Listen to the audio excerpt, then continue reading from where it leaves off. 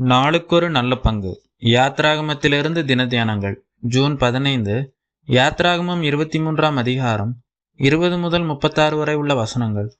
பரலோக பயணியின் விசுவாசமும் கீழ்ப்படிதலும். வழியில் உன்னை காக்கிறதற்கும் நான் ஆயத்தம் பண்ணின ஸ்தானத்திற்கு உன்னை கொண்டு போய் சேர்க்கிறதற்கும் இதோ நான் ஒரு தூதனை உனக்கு முன்னே அனுப்புகிறேன். வசனம் 20. நான் ஒரு தூதனை அனுப்புவேன், அவர் உங்களுக்கு முன்னே போவார், வெற்றியை தருவார், உங்களை காப்பாற்றுவார், பாதுகாப்பார், ஆரோக்கியம் நல்குவார், ஆயுளை பெருக்குவார், சந்ததியை பெருக பண்ணுவார் என்னும் வாக்குறுதிகளை தேவன் இஸ்ரவேல் மக்களுக்கு வழங்கினார். கிறிஸ்துவே இந்த தூதன்.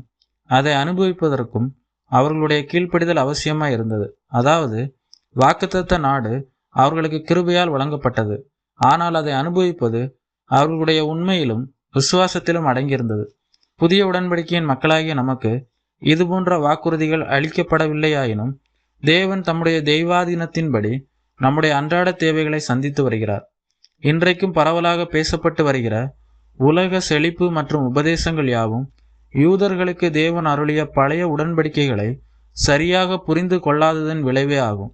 நம்முடைய அடிப்படை தேவைகளான உணவு, உடை, உறைவிடம் ஆகியவற்றை நம்முடைய பரமதந்தை என்ற முறையில் தேவன் நமக்கு தந்து வருகிறார். நம்முடைய ஆவிக்குரிய புனித பயணத்தில் நமக்கு தேவையான வல்லமையும் பிரசன்னத்தையும் அருளும்படி நான் உன்னை விட்டு விலகுவதும் இல்லை, உன்னை கைவிடுவதும் இல்லை என்ற வாக்குறுதியை நமக்கு அளித்திருக்கிறார். அவர் நம்மிடத்தில் முந்திய அன்பு கூர்ந்திருக்கிறார். இந்த அன்புக்கு பங்கம் விளைவிக்கும் வகையில் யாதொரு செயலிலும் ஈடுபடாதபடி நாமும் நம்முடைய விசுவாசத்தையும் கீழ்ப்படிதலையும் காண்பிக்க வேண்டியவர்களாய் இருக்கிறோம்.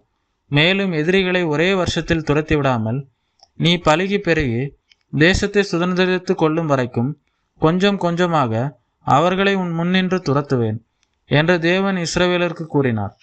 நம்முடைய வாழ்க்கையில் நாம் எதிர்கொள்ளும் போராட்டங்கள், பலவீனங்கள் அல்லது மாம்சத்தின் இச்சைகள் ஒரே நாளில் முற்றிலுமாக மறைந்து விடாமல் போகலாம். தேவன் ஏன் அனைத்தையும் உடனடியாக மாற்றுவதில்லை என்று நாம் சில வேளைகளில் அங்கலாய்க்கலாம். ஆனால் தேவன் படிப்படியாக நமக்கு ஜெயத்தை தந்து நம்மை பக்குவப்படுத்தி ஆவிக்குரிய முயற்சிக்கு நேராக வழிநடத்துகிறார். இந்த கொஞ்சம் கொஞ்சமான வளர்ச்சியில் நாம் சோர்ந்து போகலாம். தேவனுடைய சித்தத்திற்கும் அவருடைய நேரத்திற்கும் முழுமையாக கீழ்ப்படிய வேண்டும். நாம் அவசரப்படாமல் பொறுமையோடு கர்த்தருக்காக காத்திருந்து அவர் அருளும் பலத்தை கொண்டு அனுதினமும் ஆவிக்குரிய வாழ்வில் முன்னேறி செல்வதே மோட்ச பயணியின் உண்மையான விசுவாச பயணமாகும். கானானின் பூர்வீக குடிகளோடும் அவர்களுடைய தேவர்களோடும் எவ்வித உடன்படிக்கையும் பண்ண வேண்டாம். அது இஸ்ரவேலருக்கு தீங்காய் மாறிவிடும் என்ற எச்சரிப்பு முடிவாக பார்க்கிறோம். இந்த பிரித்தெடுக்கப்பட்ட வாழ்க்கை நமக்கு உரித்தாயிருக்கிறது. நாம் இந்த உலகத்தில் குடியிருந்தாலும் இந்த உலகத்தார் அல்லர். கர்த்தரிடத்தில் குடியிருப்பதை நாடுகிற மக்களாக நாம் இருக்க வேண்டும். பரலோகமே நம்முடைய வாக்குத்தத்த பூமி. நாம் மகிமையின் ஐஸ்வர்யத்தை அடையும்படியே அழைக்கப்பட்டிருக்கிறோம். இதற்கு மாறானதும் எதிரானமான அனைத்தும் விலக்கப்பட்டு நம்முடைய ஒவ்வொரு சொல்லிலும் செயலிலும் நம்முடைய விசுவாசம் ஒளிரட்டும். இதற்கேற்ற நடக்கை நம்மில் அமையட்டும்.